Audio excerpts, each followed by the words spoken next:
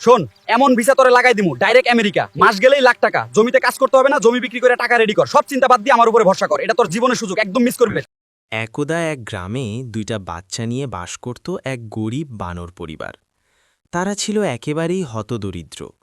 বাবা বানর বাচ্চাদের সাথে নিয়ে অন্যের জমিতে কাজ করে কোনো মতে বেঁচে জীবন জীবিকা নির্বাহ করছে। সেই একই গ্রামে বাস করত একটি দালাল শেয়াল। সে ছিল চতুর এবং ধূর্ত। সে অন্যদেরকে ভুলভাল বুঝিয়ে বিদেশ নেওয়ার কথা বলে টাকা হাতিয়ে নিত।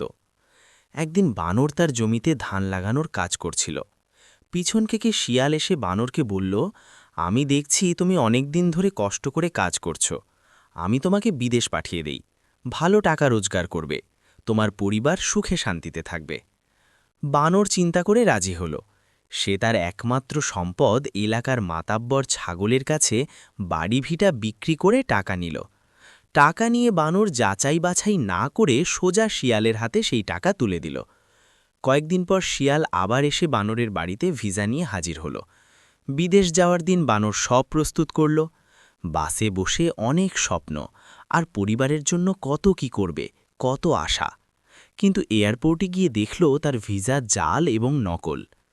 কান্নায় ভেঙে বানর এয়ারপোর্ট থেকে বের হয়ে এসে শিয়ালের বাড়ি গেল।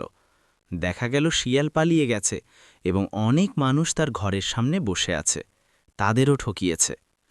এইভাবে গরিব মানুষদের জীবন ধ্বংস হল। তারা তাদের সব সম্ভার হারাল, বাড়ি, ভিটা, স্বপ্ন। গল্পের শিক্ষা: বিদেশ যাওয়ার আগে ভালোভাবে যাচাই বাছাই করতে হবে। ভুল মানুষের হাতে টাকা দিলে তা লস হবেই। মানুষ